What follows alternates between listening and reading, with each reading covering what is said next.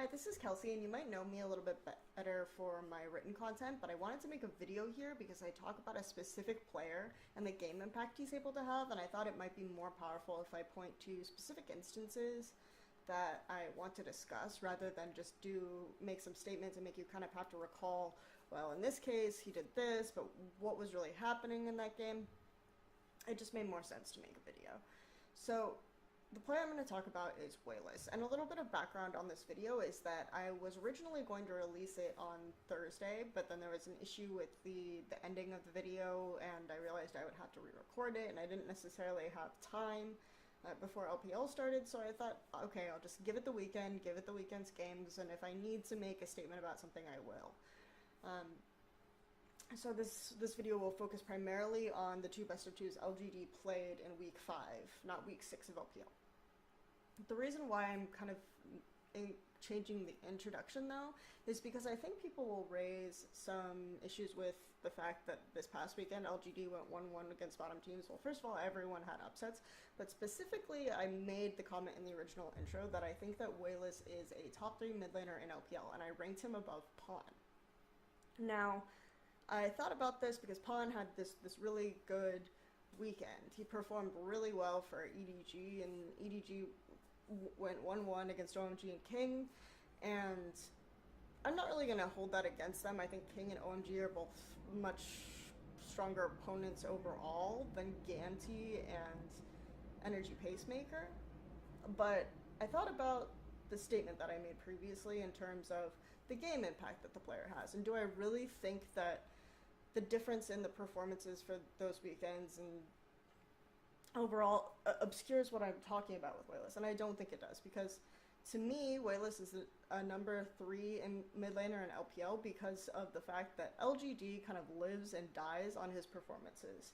And that's a really big claim to make when you have someone like Imp, you have someone like Acorn, you have someone like Flame on that team, even PYL. Whereas I don't think that that's necessarily the case with some of these other mid laners.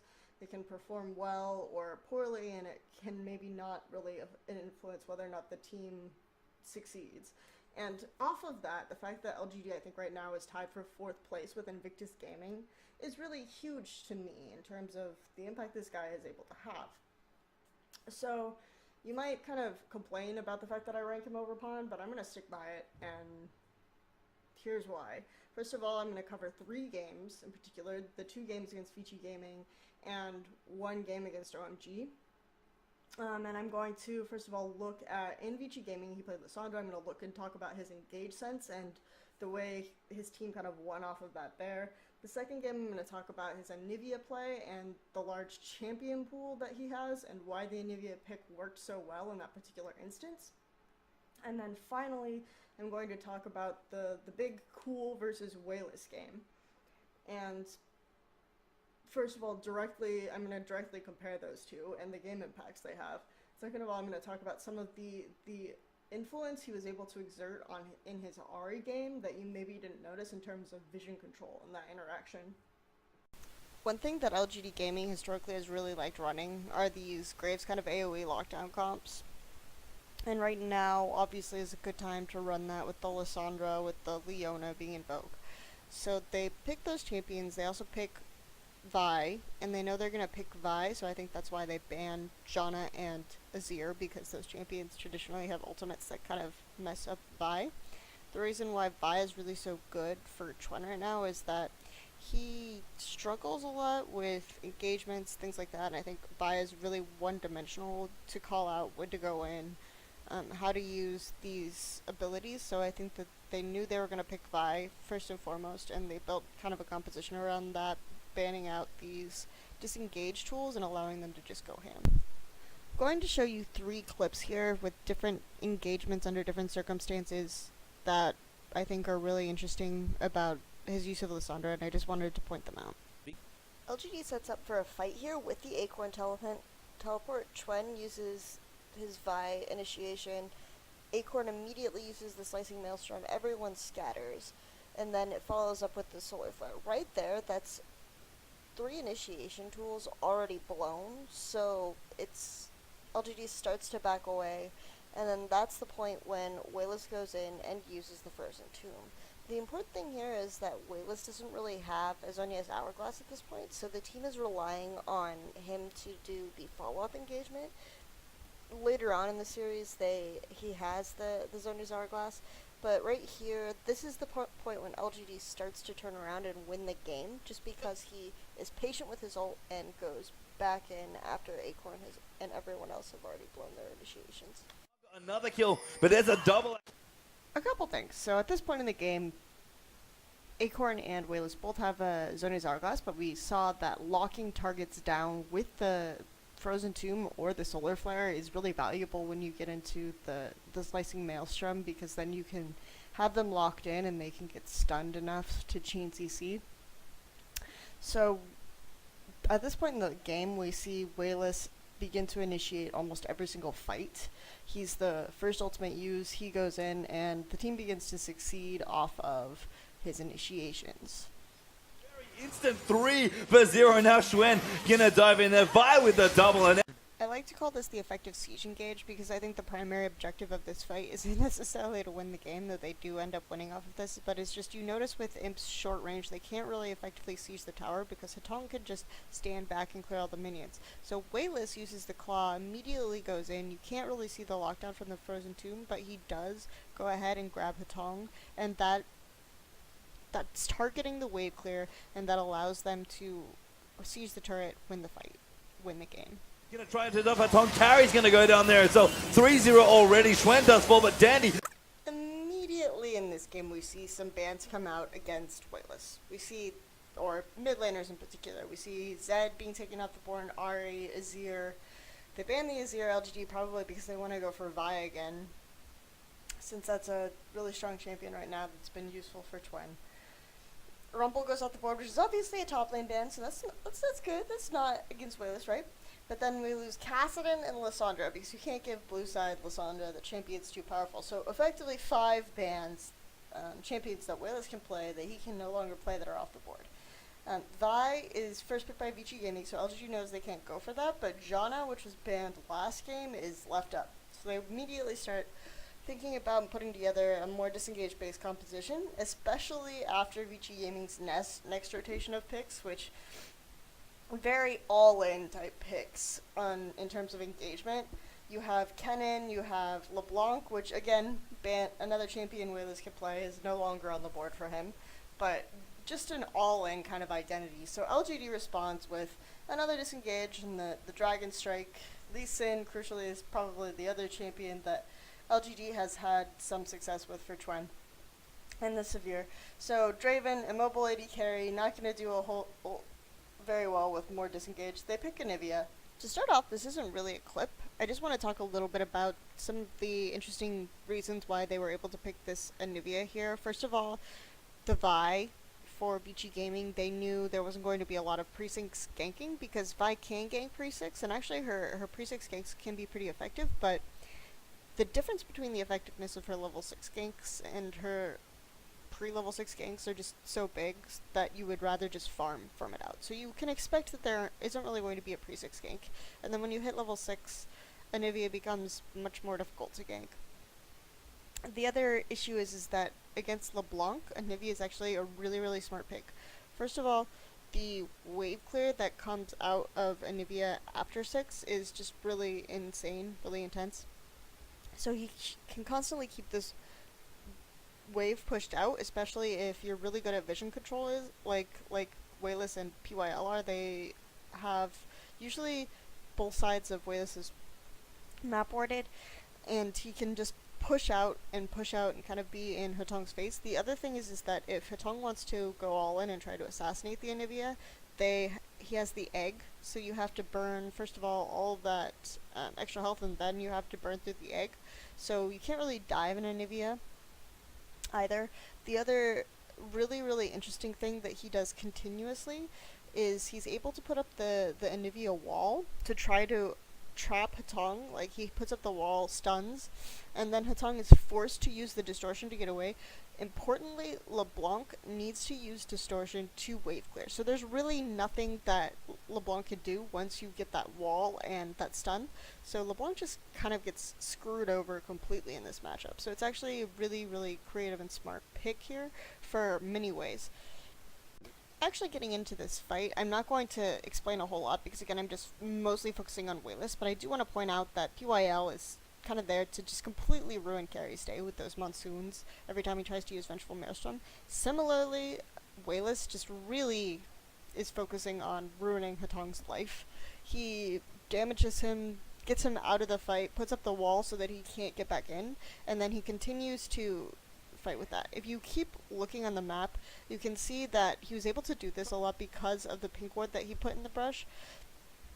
They get a lot of mileage out of that pink ward. He plays that pink ward because he got caught out before, but since then he's just able to use it to predict where Hatong is going to go, to see where Hatong is going to go, and to completely block him out of the fight. This is a very interesting fight, and you could probably get a lot out of it if you wanted to break it down in more detail, but I'm just going to highlight a few things. First of all is the interaction between Monsoon and the Anivia wall. We see We1less and PYL actually doing this a lot this game. While Carry will try to go in the Vengeful Maelstrom, PYL will use the Monsoon to knock him back, and they try to trap him with the wall. Usually they've killed him, but he's able to get out with the Lantern. Then they immediately engage. They go really hard onto We1less, and he gets egged.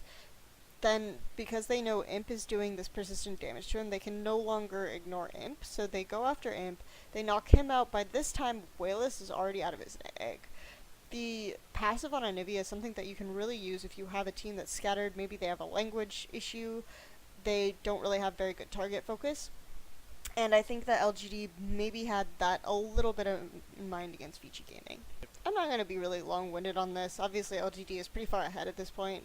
I just thought this play was kind of cute. They use the ward, they obviously see Mata, they trap him there, and immediately kill him. They get that pick, and everything is just pretty smooth sailing from there until the game ends off this play.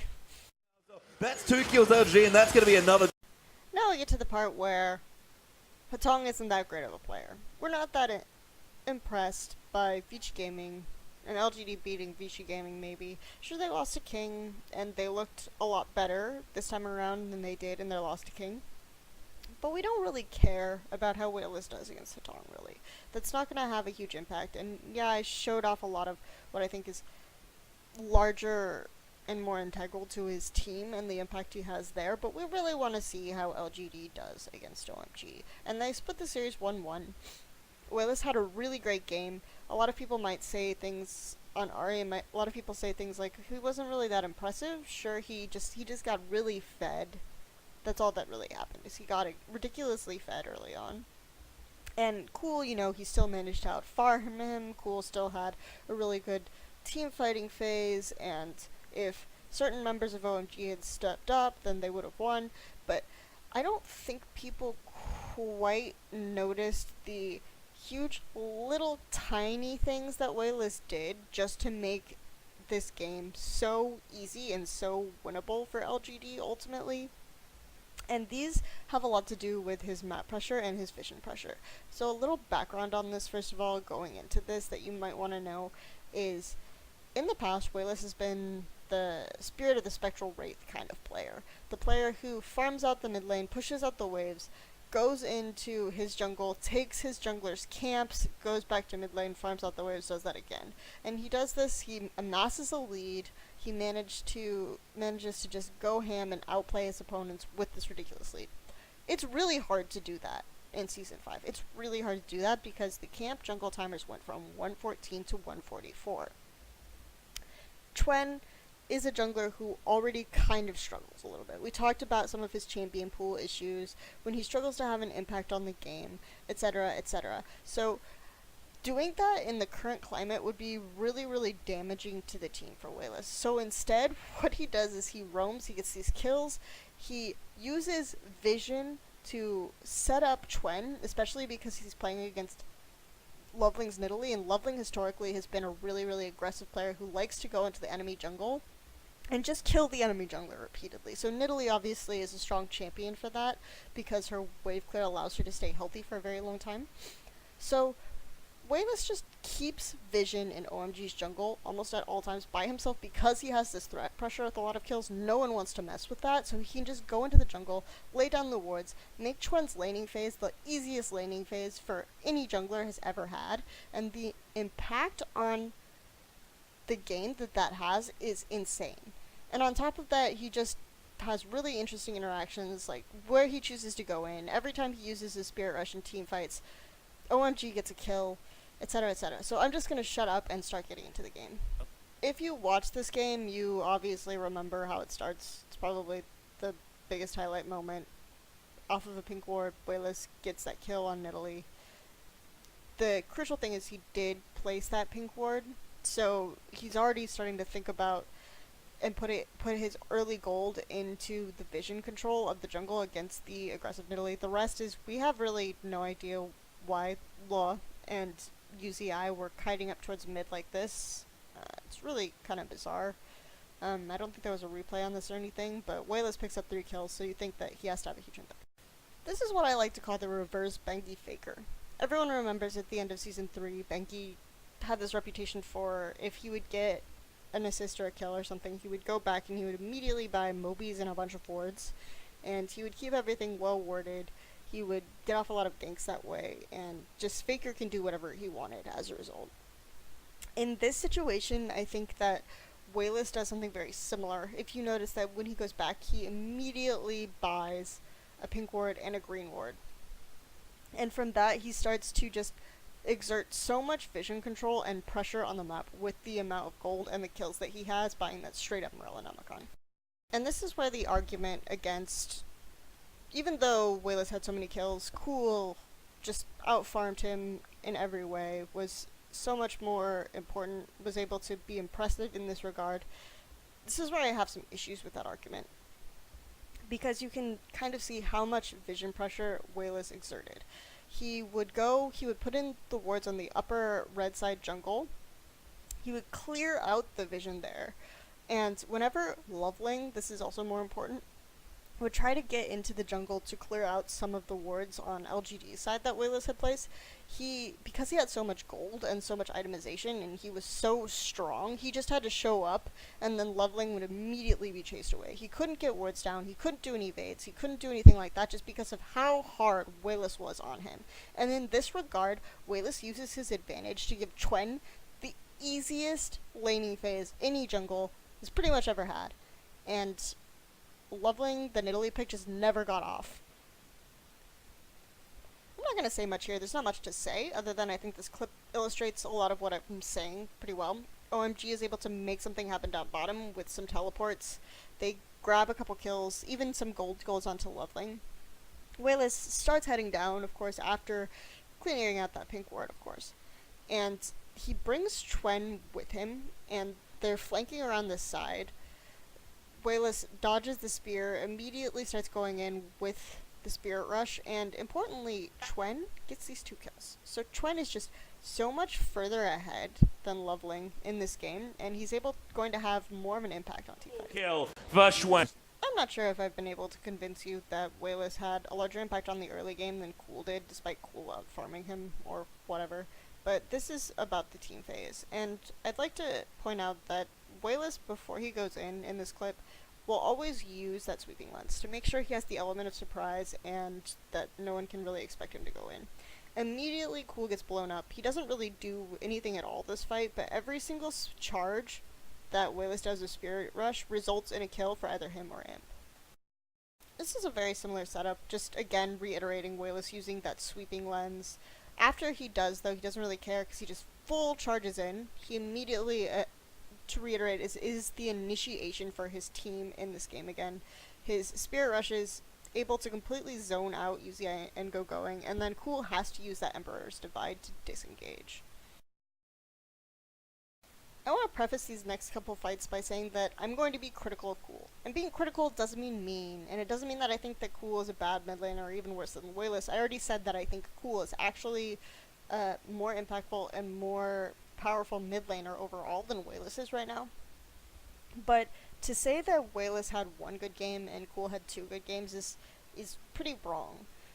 Cool Azir was not just kind of not really impacting the map by staying in lane and just farming while We1less moved around, controlled vision on the map, shut down leveling, got TBQ kills. Cool's team fighting was also really left a lot to be desired. His Emperor's Divide in the last clip we showed was probably his best Emperor's Divide all game, and he just used it for disengage. The rest were either damaging to the team or just had no real effect at all. So that's kind of what I want to talk to here, is contrasting his performance in teamfights with We1less's. I don't even think this fight was that good from We1less, but I think that overall he drew attention, he went in with Zhonya's, he allowed the other members of his team to lay down some of their damage and some of their own abilities. Right here, his engage, really not that great, but then we see the Emperor's Divide come out of Cool. He puts 3 members of LGD effectively on top of UZI, and he dies there. That's, I don't know, they probably wouldn't have won the fight anyway, but that wasn't a good Emperor's Divide. Again, We1less, not the best fight. He goes in with TBQ, but gets caught out by the tippers. I think it's really important to note here that he pulls the attention of both Going and Cool right there in this fight, so they aren't really paying attention to anyone else. And since there's been a lot of work put into getting the other carries of LGD ahead, that's really all he has to do, is he blows the anti-ult, he pulls Going and Cool, arguably some of the most effective members of OMG. And then, meanwhile, again, Cool has just this random Emperor's Divide that I'm not even sure why it was there. I think this is one of the coolest fights in the game, in ways, just because of We1less's patience, but the camera in the English broadcast doesn't really get it, so I just wanted to illustrate that. So, initially we have Going zoning out pretty much all of the carries of LGD. They eventually pull him down, but the rest of OMG isn't able to get to this fight, so We1less then is being very patient. He goes off on the side, and off screen, his charges kind of decimate OMG, and Cool, again, is just, I don't know. He has a whatever Emperor's Divide that only saves himself, and that's about it. So if you made it all the way through that, maybe I didn't necessarily convince you that We1less is a top 3 mid laner in LPL. I think to do that I would have to make some more direct comparisons and show you a little bit of what I'm talking about with Pawn, but maybe that's the subject of another video, I have no idea. But anyway, if you did make it all the way through, I hope I at least gave you a perspective on why I rate We1less so highly. The game impact that I think he has with his engage sense. In that game, they were struggling to find a good engage, and there was time where there wasn't a lot of action taking place, there wasn't a lot of decisive movement, and I think part of it was farming up the items to get that Lissandra to be able to go in so easily and lock down targets for the interaction with the Slicing Maelstrom. And then the other thing that I wanted to talk about in the Vici side, of course, was the Anivia pick, and a little bit of background on that. In the post-game interview, he said that he doesn't really even play that much in Anivia. They picked it because there were so many bans, and he said, my entire champion pool is banned out. I don't really buy that, because I feel like he must have practiced it a little bit more, given how well it worked with this composition. This felt like a holistic composition. Maybe they did come up with it on the fly, and that's pretty impressive for its own sake too. And then in the third game, I had a couple points. One was the vision control and the game impact, and once again the engaged sense. And finally, I don't want to like dumpster Cool. I think he's done really well for himself. Like I said, I put him number 1. But in terms of mid laners with game impact in LPL, but I just like he didn't have 2 perfect games. His Zyra was really underwhelming, and people who were like saying that, you know, he had 2 good games and We1less had 1 good game are kind of missing the mark. Like, both of them had really great R games where they went off. They just exerted pressure and won the game in different ways for their team. So that's really all I wanted to illustrate. Thank you for watching. On the 2 best of 2s LGD played in week 5, not week 6 of LPL. The reason why I'm kind of changing the introduction though is because I think people will raise some issues with the fact that this past weekend LGD went 1-1 against bottom teams. Well, first of all, everyone had upsets, but specifically I made the comment in the original intro that I think that We1less is a top 3 mid laner in LPL, and I ranked him above Pawn. Now, I thought about this because Pawn had this really good weekend. He performed really well for EDG, and EDG went 1-1 against OMG and King, and I'm not really going to hold that against them. I think King and OMG are both much stronger opponents overall than Ganti and Energy Pacemaker, but I thought about the statement that I made previously in terms of the game impact that the player has, and do I really think that the difference in the performances for those weekends and overall obscures what I'm talking about with We1less, and I don't think it does, because to me, We1less is a number 3 in mid laner in LPL because of the fact that LGD kind of lives and dies on his performances. And that's a really big claim to make when you have someone like Imp, you have someone like Acorn, you have someone like Flame on that team, even PYL. Whereas I don't think that that's necessarily the case with some of these other mid laners. They can perform well or poorly, and it can maybe not really influence whether or not the team succeeds. And off of that, the fact that LGD I think right now is tied for 4th place with Invictus Gaming is really huge to me in terms of the impact this guy is able to have.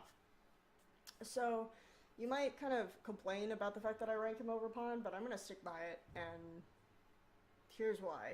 First of all, I'm going to cover 3 games in particular, the 2 games against Vici Gaming and 1 game against OMG. And I'm going to, first of all, look at, in Vici Gaming, he played Lissandra. I'm going to look and talk about his engage sense and the way his team kind of won off of that there. The second game, I'm going to talk about his Anivia play and the large champion pool that he has and why the Anivia pick worked so well in that particular instance.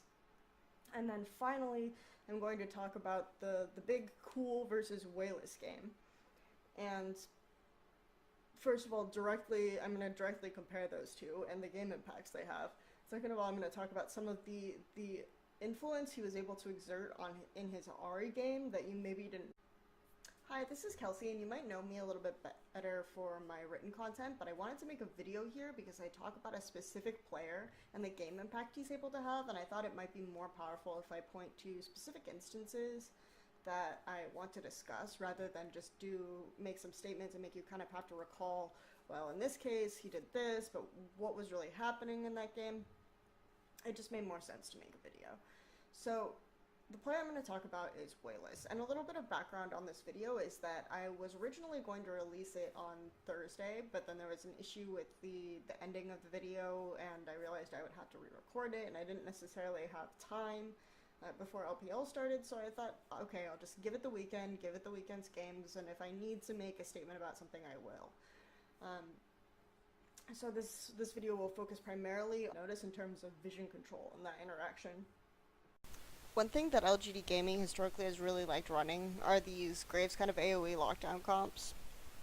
And right now, obviously, is a good time to run that with the Lissandra, with the Leona being invoked.